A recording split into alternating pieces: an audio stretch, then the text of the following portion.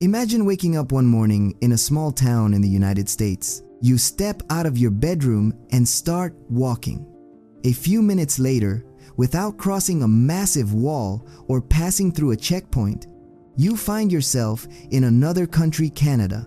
There are no towering fences, no armed guards, no dramatic border crossing, just an invisible line running across the floor of a house, a library, or even a theater. This is the extraordinary story of the United States-Canada border, one of the longest international borders in the world, and one of the most unusual. For decades, people living along this border experienced something that sounds almost unbelievable today. They could move between the two countries with remarkable ease, visit friends and relatives, go shopping, attend school, or even watch a performance in the same building while an international border ran right through it. But over time, that way of life began to change, especially after the beginning of the 21st century. Border security and surveillance became increasingly strict. What was once an almost invisible line gradually became a boundary shaped by laws, checkpoints, security measures, and complicated regulations. And behind this seemingly simple line lies a fascinating story of history, politics, geography, and ordinary people whose lives have been shaped by the border. So how did this strange border come to exist? Why does an international boundary run through buildings? And how did a simple line on a map become such a complicated part of everyday life? Today, we're going to uncover the story of one of the world's strangest borders, a place where a single line separates two nations and where crossing just a few feet can mean entering an entirely different country. I'm Sean, and I'll be with you throughout this journey. And if you enjoy this channel and its content, please subscribe and turn on the notification bell so you never miss our future videos. Now, without further delay, let's begin. Along the North American border stands a library so unusual that its story sounds almost unbelievable. Imagine walking into the library from the American side. You greet the librarian and head toward the bookshelves. But after taking just a few steps, you suddenly find yourself in Canada. Running across the floor of the library is a thick black line. It isn't a design. It is the actual international border between the United States and Canada. You can sit on a chair with your body in one country and your feet in another. But the strange story doesn't end there. On the second floor of the building is an opera theater.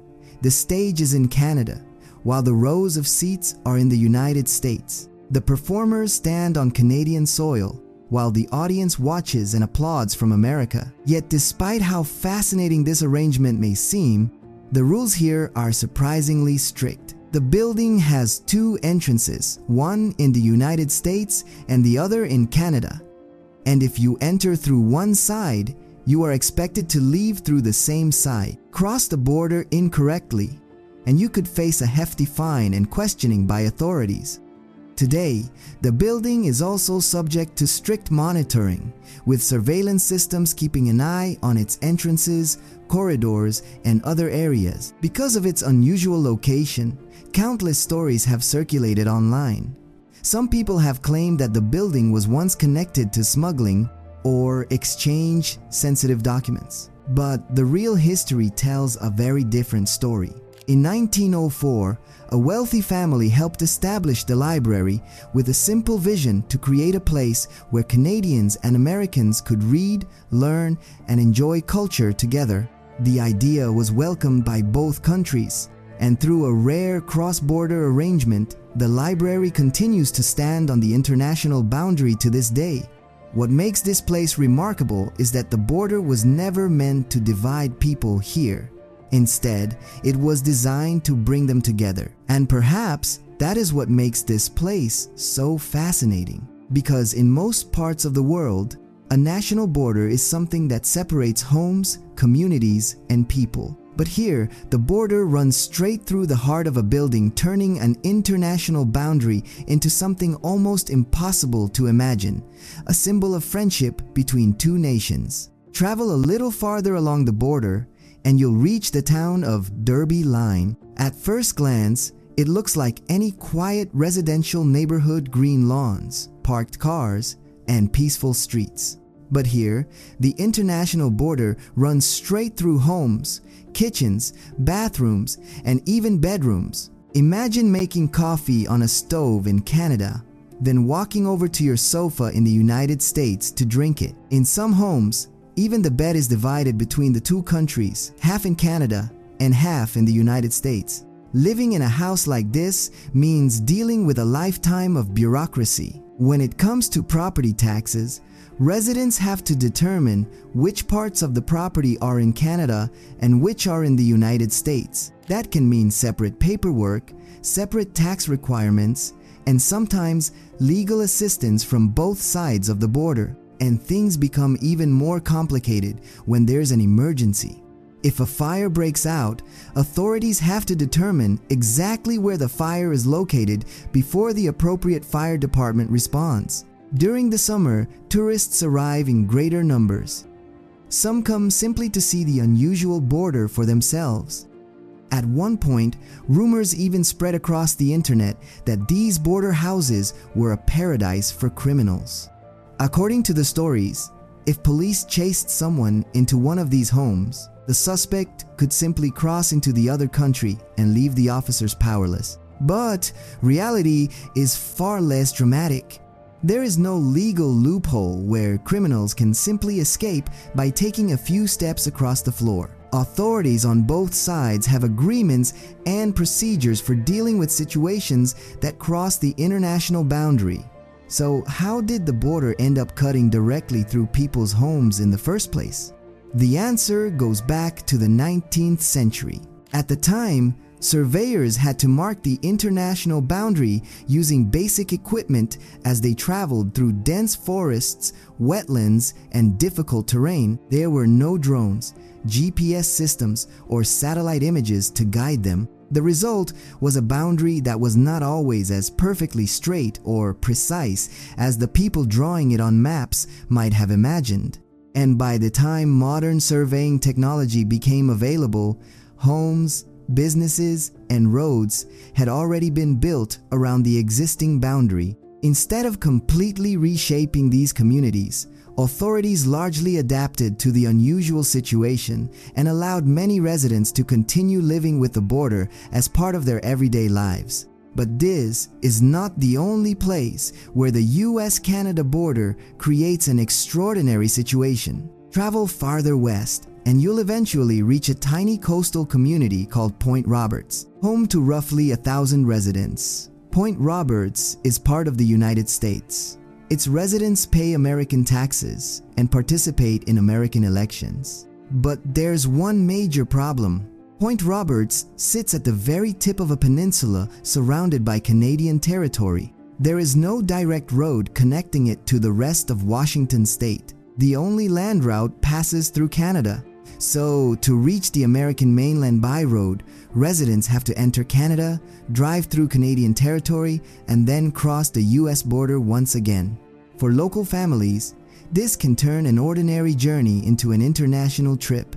Even school children have historically had to cross the border multiple times during their daily commute. And the reason this strange geographical situation exists can be traced back to the Oregon Treaty of 1846. The treaty established a 49th parallel as much of the boundary between British North America and the United States. On a map, the decision seemed simple. Draw the line along the 49th parallel, Canada to the north, the United States to the south. But geography doesn't always follow the neat lines drawn on a map. The southern tip of the peninsula ended up on the American side of the boundary, while remaining physically separated from the rest of the United States. And that single decision created one of the most isolated American communities in the country. Today, Point Roberts remains a remarkable example of how a line drawn on a map more than a century ago can continue to shape the lives of ordinary people. Farther north, in the middle of Canada's vast lake country, lies another strange piece of the United States, the Northwest Angle. Reaching this remote American territory is an adventure in itself. During the summer, people can travel by boat. In winter, they may cross the frozen landscape by vehicle. And whenever residents need to reach a hospital, a supermarket, or other essential services, they often have to travel through rural Canadian roads. There is no massive border gate here, no towering fence, no impressive customs building. Instead, there can be a small border reporting station equipped with a video communication system. You stand in front of the screen, show your passport to a border officer, and explain where you are going. And if the communication system fails, the journey can suddenly become much more complicated. But how did this isolated piece of American land end up completely surrounded by Canada? The answer takes us back to 1783. At the time, the boundary was established using maps that were far from accurate. One of the maps used during the negotiations contained geographical errors about the northwestern part of the Lake of the Woods. The map makers simply did not possess the detailed geographical knowledge or surveying technology available today. Later, when more accurate surveys were carried out, it became clear that the geography did not perfectly match the old map. But by then, treaties had already been signed. Instead of rewriting the entire agreement, the boundary was eventually adjusted into an unusual angle, creating a small piece of American territory that remains geographically separated from the rest of the United States. And this is how the Northwest Angle became one of the strangest border anomalies in North America. But the border itself is even more extraordinary when you see it from above or deep inside the forests of North America. Imagine walking through a dense forest. Trees surround you in every direction. And then, suddenly, the forest ends. In front of you is a wide, perfectly cleared strip stretching into the distance like a giant scar carved through the landscape. Look to the right, look to the left. The empty corridor continues beyond the horizon. It cuts across forests, hills, wetlands, and remote wilderness. There are no massive walls here, no endless fences. In many places, there is nothing more than an open clearing, boundary markers, and a strip of land carefully maintained to make an invisible border visible. This is part of the vast boundary corridor separating the United States and Canada. And naturally, the internet has created countless theories about it. Some claim it hides secret military infrastructure. Others speak of underground pipelines, mysterious energy fields, or strange zones where navigation suddenly becomes impossible. But the real explanation is far less mysterious. The border has to remain visible. Along much of the boundary, the surrounding vegetation is regularly cleared and maintained so that the exact location of the international border does not disappear beneath the forest.